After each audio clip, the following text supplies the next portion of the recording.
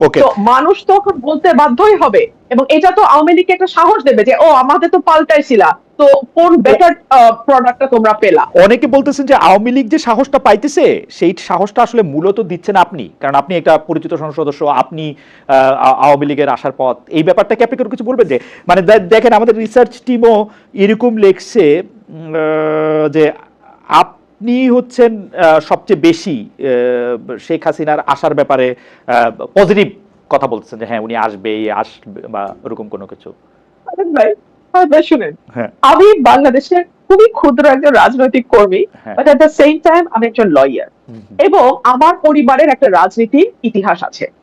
So আমি একজন political ফ্যামিলির সন্তান হিসেবে আমি চিন্তা করি আমি ওই জায়গায় থাকলে আমি কি করতাম। সো এই জন্য আমি বলছি কমন সেন্স বলে শি উইল বি ব্যাক, এটা আমার কমন সেন্স বলে। তিনটা কারণ আমি আপনাকে বলে দিচ্ছি এখনই কেন আমি বলেছি। আচ্ছা চটচট করে এক বলবেন। হচ্ছে জি, ওনার রাজনীতির একটা দীর্ঘ ইতিহাস এবং ত্যাগের ইতিহাস আছে ওনার পরিবারের, ওনার পুরো পরিবারকে এক রাতে মেরে ফেলা হয়েছে পলিটিক্যাল কারণে। দুই হচ্ছে ওনার নিজের ত্যাগ আছে সরকারি দল বিরোধী দল হিসেবে এবং ওই পরিবারের একজন বেঁচে যাওয়া সদস্য হিসেবে। তিন হচ্ছে ওনার বয়স, উনি যদি এখন ভারতের মাটিতে মারা যান, ওনার এই এত বড় দল যেটার পেছনে ওনার বাবা, ওনার পরিবার এবং ওনার আত্মত্যাগ, সেই দলটার কি হবে। তো আমি যদি ওনার জায়গায় থাকতাম আমি আসতাম। তো আমি সেই কমন সেন্স থেকে বলছি। আর আর আমি আজকে আপনাকে আপনার অনুষ্ঠানের মাধ্যমে এটাও ক্লিয়ার করি, বিএনপির যখন ওই ডোবার নিচে বসে বসে বিএনপির মনোবল চাঙ্গা করার জন্য যেমন আমাকে দরকার ছিল, কারণ বিএনপি তখন আসলে বিপদে ছিল এবং বিএনপির পক্ষে কথা বলার কেউ ছিল না, তো আমি তখনও যৌক্তিক এবং সত্য কথা বলেছি, বিএনপির পক্ষে গেছে। এখন আমি যৌক্তিক এবং সত্য কথা বলি, আওয়ামী লীগ যদি কোনোদিন বাংলাদেশে ফেরে, কোনোদিন যদি বাংলাদেশের রাজনীতিতে যায়, আপনি মোটেও ভাববেন না যে তাদের সাথে আমার খুব ভালো একটা বলিবনা হবে। আমরা পরবর্তী প্রসঙ্গে যাই। আমি একটু হাসান কামাল ভাইয়ের কাছে শুনতে চাই। হাসান কামাল ভাই, ঠিক আছে, আমরা যদি ব্যারিস্টার ফারহানার সাথে একমত হই এই প্রসঙ্গে, একমত হই, এখন আওয়ামী লীগের যে এই কথা বললে আবার সালাউদ্দিন সাহেব আমাকে কারেক্ট করে দিবেন যে নিষিদ্ধ ঘোষিত বলেন, আবার এনসিপি এসে বলবে যে আচ্ছা ঠিক আছে বললাম নিষিদ্ধ ঘোষিত আওয়ামী লীগের সভানেত্রী শেখ হাসিনা যে বললেন যে তিনি আসতে চান মানে বা আসবেন, তিনি ডেট দিতেছেন কেন? মানে তিনি আসলে মানে আসলে কি হবে, মানে আসতেছেন না কেন, বা আসলে ডেট দেওয়া এগুলির কি কারণ? আর একজন দর্শক উনি অনেকবার একটু অনেক মানে আমার চোখে পড়লো, অনেকবার বলছে কিনা সেটাও তো বলা একটা মুশকিল। উনি বলছেন খালেদ মহিউদ্দিন 100% দালাল জামায়াতের। ভাই ঠিক আছে, হাসান কামাল আপনি যদি একটু বলেন যে মানে উনি ডেটটা কেন দিতেছেন। আচ্ছা, আমি ওই প্রশ্নটা যাওয়ার আগে আমি রুমিনের সাথে একটু ভিন্ন মত করি। আমি মনে করি যে আসলে বাংলাদেশের যে বর্তমান অবস্থা কিছু কিছু ক্ষেত্রে আগের চাইতে অনেক খারাপ হয়েছে। যেমন ধরেন মাদকের যে বিস্তার, রুমিন যে সমস্ত খারাপ ভোগান্তির কথা বলছে এটার সাথে যোগ হবে মাদকের বিস্তার, মাদক এইটা অনেক বেশি, এবং এটা পার্লামেন্টে তাদের দলের লোকজন পর্যন্ত ধরেন এগুলি নিয়ে কথাবার্তা বলতেছে। ভাই আরেকটা বলি, আমার কাছে বেশি লোক বলতেছে জুয়া খেলে নাকি মানুষ কি টাকা টোকা দিয়া, ওই যে জুয়া খেলে, ওইটা একটা অনলাইন জুয়া, একটা অসম্ভব ব্যাপার হচ্ছে। জি, আরেকটা হচ্ছে মাদকের বিস্তার। এটা হচ্ছে যে আমি আমার গ্রামে, রুমি তো এলাকায় থাকে, আমিও যাই, আমার গ্রামে এরকম দেখছি যে বাপ মায়ে গরু বিক্রি করছে, সেই টাকাটা মাদকাসক্ত সন্তান নিয়ে যাওয়ার জন্য মাকে মারধর করছে। আর অনেক জায়গায় তখন দেখেন যে মাকে মেরে ফেলতেছে, বাপকে মেরে ফেলতেছে। এগুলি বাংলাদেশের সামাজিক কাঠামোর মধ্যে এর আগের যে ধারণাগুলি মানুষ একদমই মানে কল্পনাও করতে পারতো না, সেই সমস্ত ঘটনা প্রতিনিয়ত ঘটতেছে। এটা একটা, তো এইটা যোগ হয়েছে। কিন্তু আমি আবার এটা রুমিনের সাথে যেটা যোগ করতে চাই যে আওয়ামী লীগের আমলে এই সমস্ত যে পথে ঘাটের যে নিরাপত্তা ছিল, কিংবা এরকম একটা স্বস্তিতে মানুষ ঘরে ফিরতে পারতো, শান্তিতে ঘরে ফিরতে পারতো, তার মধ্যে ধরেন আমাকে তুলে নিয়ে যাবে কিংবা রুমিনকে তুলে নিয়ে যাবে এটাই ছিল। কিন্তু এটার মধ্যে একরামের মতো লোক ছিল যে মানুষটা আসলে খুন হয়ে যাবে অকারণে এবং আশঙ্কার মধ্যে ফিরতে পারবে না, আশঙ্কার মধ্যে মানুষ থাকে। আওয়ামী লীগ করলো, আওয়ামী লীগ করলো, আওয়ামী লীগ করাও গ্যারান্টি না,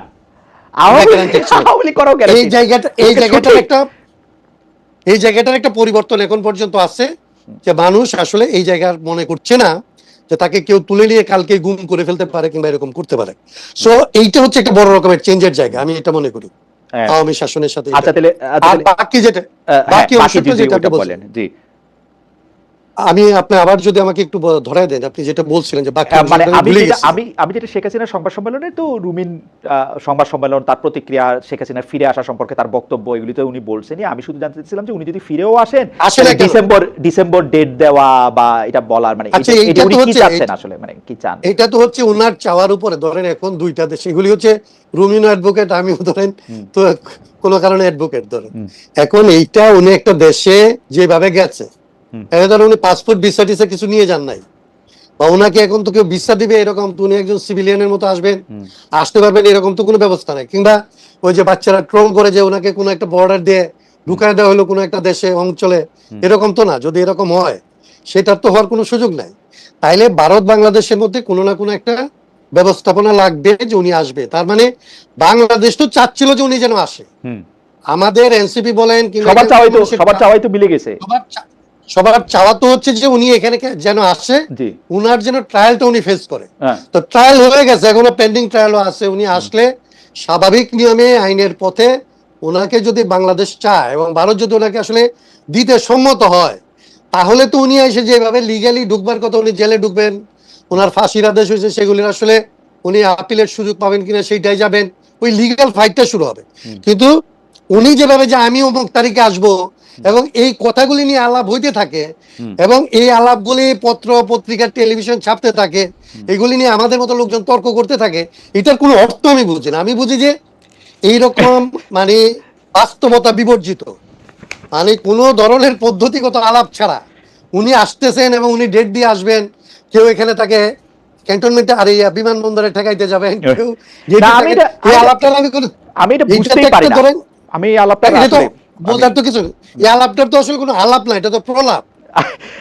এবার আমরা পরবর্তী প্রসঙ্গে যাই। বেরসা ফারানা থেকে শুরু করি। বেরসা ফারানা, এটাও একটু কমন প্রশ্ন যে জাতীয় নির্বাচনের পর থেকে ঢাকা বিশ্ববিদ্যালয়ে প্রায় মুখোমুখি অবস্থানে চলে যাচ্ছে ছাত্রদল ও ছাত্র শিবির।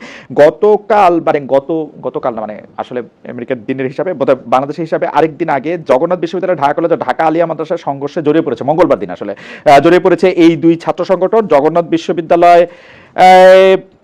ছাত্র শক্তিও বলা যায় যে ছাত্র শিবিরের সঙ্গে ব্যাপারটা বিএনপির যে ছাত্র দল তার বিরুদ্ধেই একটা অবস্থান নিয়েছে। এইটার কারণ বা এইটা এবং শক্তি প্রয়োগটা আমরা খুব দাপটের সঙ্গেই দেখছি। এইটার কারণটা আপনারা আসলে কি দেখেন? এইটা কেমনে ছাত্ররাও মানতেছে বা ছাত্ররা মাইনা নিবে কিনা, বা ছাত্রদের জন্য এটা কি হচ্ছে? একই প্রশ্ন হাসান কায়েম ভাইয়ের জন্য। একটু সংক্ষেপে একটু বলেন বেরিসা ফারানা। মোহাম্মদ ইব্রাহিম খলিলুল্লাহর মন্তব্য একটু পড়ে শোনাই। খালেদের আত্ম অহংকার, বেয়াদবি, এসব তার পারিবারিক শিক্ষা। ওকে, ছাত্রদল ছাত্র শিবির এই কারণে এটা একটু যদি বলেন। এটার একটাই কারণ আমি চোখে যেটা আমার মনে হয় যে দুটো দল বা যেই রাজনৈতিক দলগুলো আছে বাংলাদেশে এই মুহূর্তে, তাদের কারোরই কোনো পরিবর্তন হয় নাই। আমরা 90-এর দশকেও দেখেছি, 80-র দশকে দেখেছি, 90-এর দশকে দেখেছি, পরবর্তীতে দেখেছি, এবং একটা পর্যায়ে আমরা দেখেছি যে যেই দলটি ক্ষমতায় থাকে তারা অন্য যেই রাজনৈতিক দল, প্রধান প্রতিপক্ষ যে রাজনৈতিক দল এবং তাদের অঙ্গ সংগঠন, তাদেরকে পুরোপুরি বিশ্ববিদ্যালয় এলাকা থেকে একেবারে বিতাড়িত করে দেয়। আমরা দেখেছি হলের কাহিনী, আমরা দেখেছি অন্যান্য জায়গায় যেভাবে ভিন্ন মতকে তারা ক্যাম্পাসের মানে একেবারে দমন করবার জন্য যা যা করে, এটার থেকে আমরা এখনো বের হই নাই। আশা করেছিলাম যে 5ই অগস্টের পর মূল রাজনীতিতে মূল দলগুলোর মধ্যে যেমন পরিবর্তন আসবে, একইভাবে এই দলগুলোর অঙ্গ সংগঠনগুলোর মধ্যেও পরিবর্তন আসবে, বাট সেটা হয়নি। এখানে যেটা ইন্টারেস্টিং যে যেই ছাত্র শিবিরের মাদার অর্গানাইজেশন জামাত, যেটা পাকিস্তান আমল থেকে শুরু করে মানে ভারতে জন্ম, তারপরে পাকিস্তান আমল এবং পরবর্তীতে বাংলাদেশ, কখনো কিন্তু তারা অল্প কয়েকটা আসনের বাইরে, একটা দুটা ছিল পাকিস্তানে এবং পরে বাংলাদেশে হয়তো 3-4টা আসন তারা পেয়েছে, এবং তাও সেটা বিএনপির সঙ্গে জোট টোট করে। তারপরে তো এরপরে যখন 77টা আসন তারা পেল, তখন তো আমি মনে করি এবং এবং এবং ভেরি ইন্টারেস্টিংলি প্রতিটা বিশ্ববিদ্যালয়ে তারা একেবারে ব্রুট মেজরিটিতে তারা মানে ছাত্র ইয়েগুলো সংগঠনগুলোতে তারা যখন আধিপত্য বিস্তার করলো, তখন কিন্তু তাদের একটা আশা তৈরি হতেই পারে যে আমরা হচ্ছি নেক্সট পাওয়ারে যাওয়া পার্টি। তো নেক্সট পাওয়ারে যাওয়া পার্টি হিসেবে তাদের আধিপত্য কায়েম করা, ক্ষমতার প্রদর্শন করা, এগুলো আসলে খুব অবাক হওয়ার মতনও কিছু না।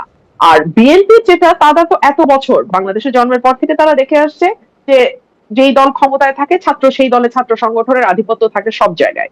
তো সেটা তারা বজায় রাখার জন্য যা যা করা দরকার মানে একই সিস্টেম, একই ফর্মুলা, মানে মানে একদম ঢাকায় ফর্মুলা ছবির ফর্মুলার মতোই একদম ফর্মুলা, খুবই প্রেডিক্টেবল, এরকমই হওয়ার কথা, একদম কোনো পরিবর্তন হয় নাই। আমি রুমিন, খুব দ্রুত আপনি যদি এইটা নিয়ে একটু রেসপন্ড করেন, কারণ একই প্রশ্ন বারবার আসছে। মোহাম্মদ ইমাম হোসেন উনি বলছেন, দালাল খালেদ, আমি রুমিন আপুকে প্রশ্ন করতে চাই, গত পরশুদিন জাহেদ বলল হাসিনার বক্তব্য প্রচার নিষেধ এবং সেই কথা মেনে ওরা কেউ প্রচার করলো না বা নিউজ করলো না। আচ্ছা, আপনারা কি মনে করেন বর্তমান মিডিয়া স্বাধীন?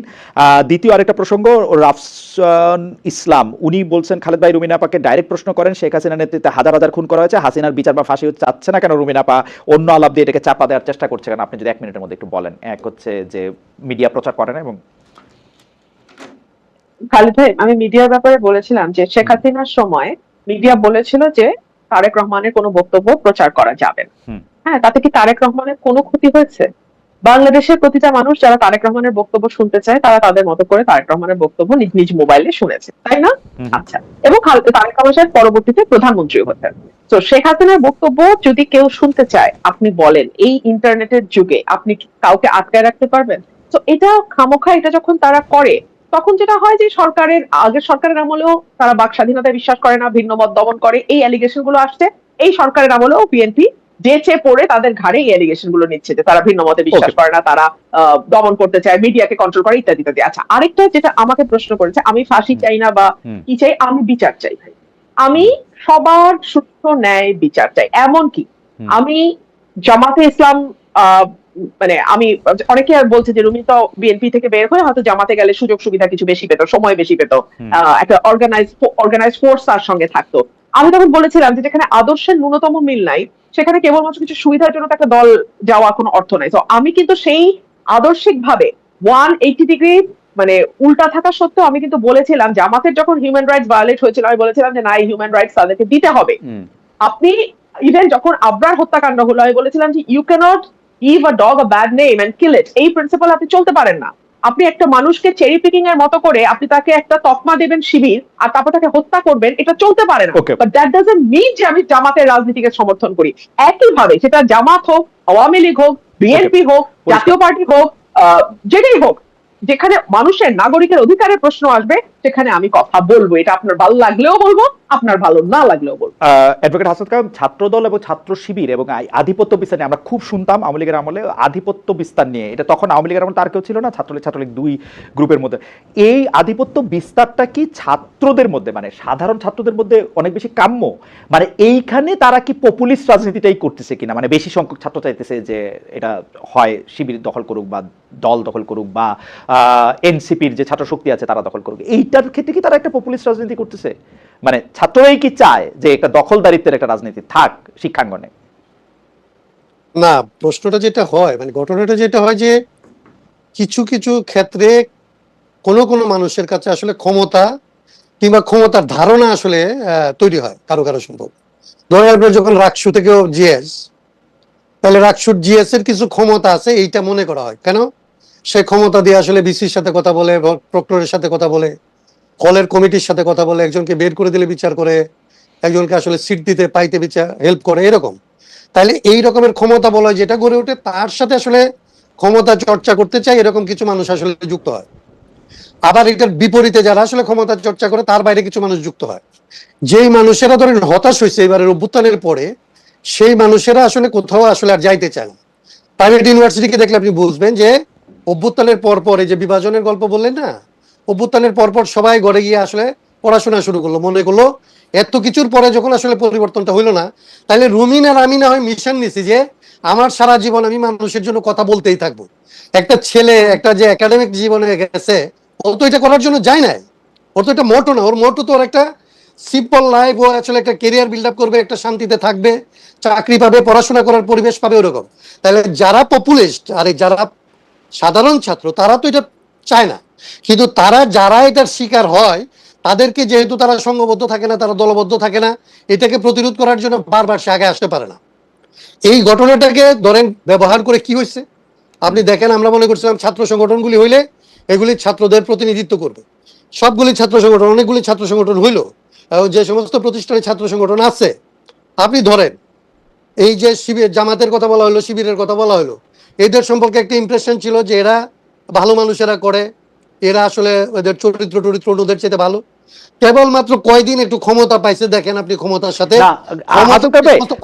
আমি প্রশ্নটা কোথায় করতে চাইছিলাম, প্রশ্নটা হচ্ছে যে ঢাকা বিশ্ববিদ্যালয়, রাজশাহী বিশ্ববিদ্যালয়, জগন্নাথ বিশ্ববিদ্যালয়, জাহাঙ্গীরনগর বিশ্ববিদ্যালয়ের মতো বড় 4টি বিশ্ববিদ্যালয় সহ দেশের যেসব শিক্ষা প্রতিষ্ঠানে আসলে ছাত্রছাত্রীরা ভোট দিতে পারছে, তারা যে একটা নির্দিষ্ট মতবাদের আদর্শের, এখন বলে যে আমি শিবির না, আমি জামায়াত না, বা আমি অমুক না, কিন্তু জনাব সালাউদ্দিন আম্মারের রাজনীতিটা তো বোঝার পরও তাকেই আসলে ভোট দেওয়া হয়েছে।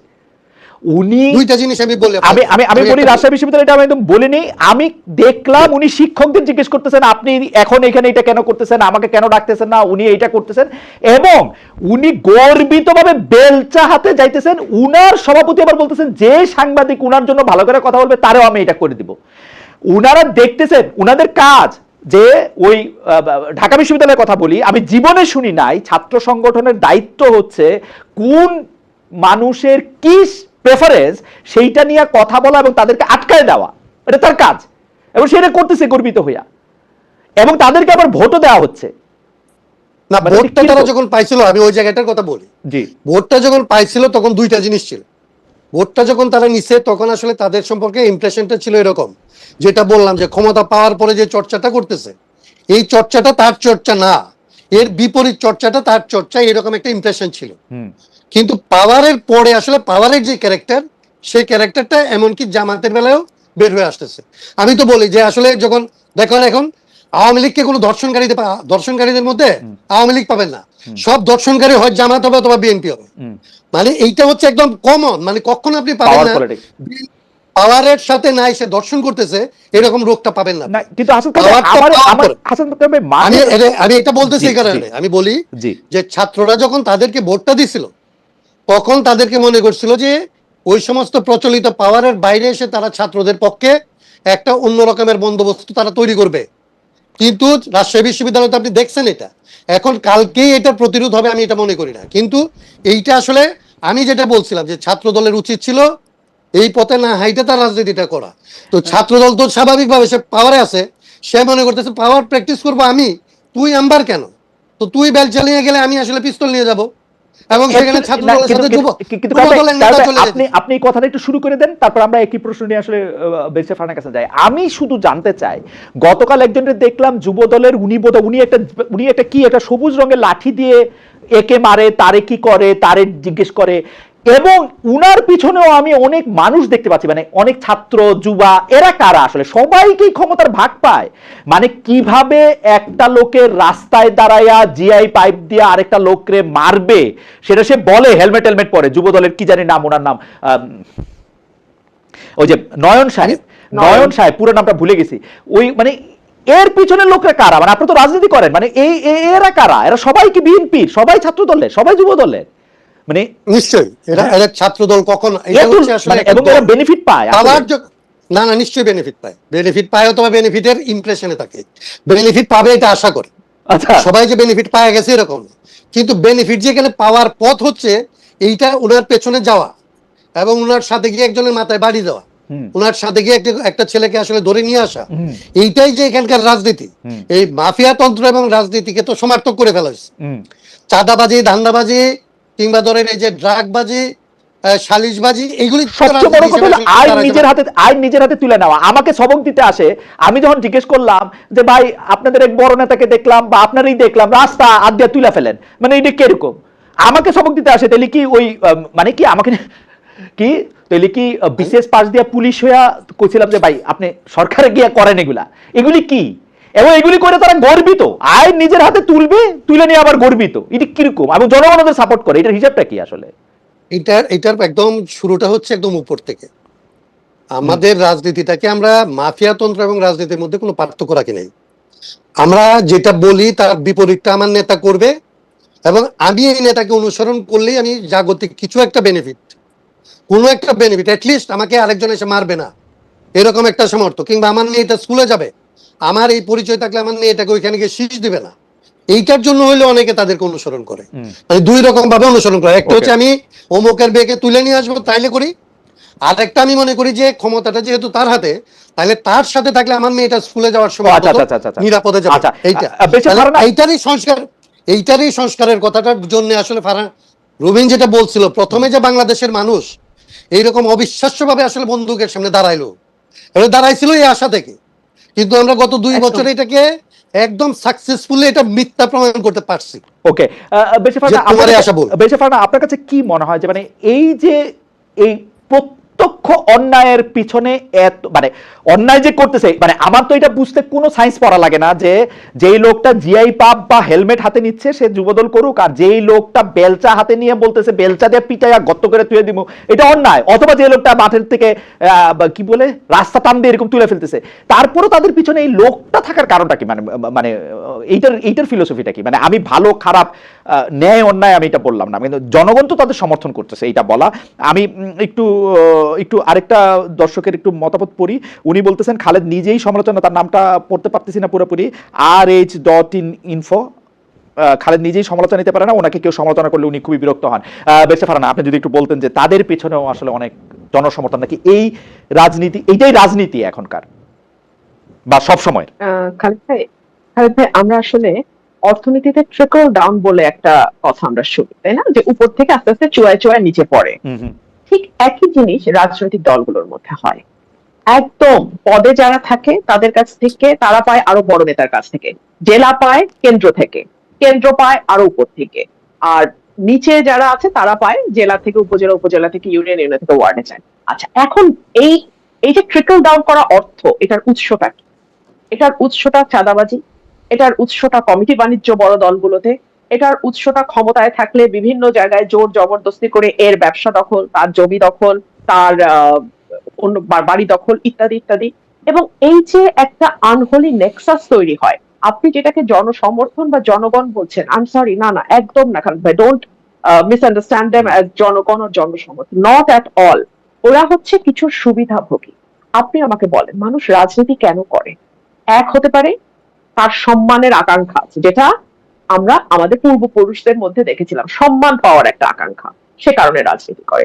2 হচ্ছে এরপরে 80-র দশক এবং 90-এর দশকের পর থেকে আমরা দেখলাম এটা টাকা বানানোর সবচেয়ে সহজ মেশিন, এবং এই টাকা বানাতে রাজনীতিতে ঢুকতে একটা কথা একটু আপনি সুযোগ দিলে একটা কথা, আপনি বলতেছেন যে এরা সবাই সুবিধাভোগী, কিন্তু আমি তো দেখি ধরেন মাজার ভাঙতে যে যাচ্ছে এটার কি সুবিধা?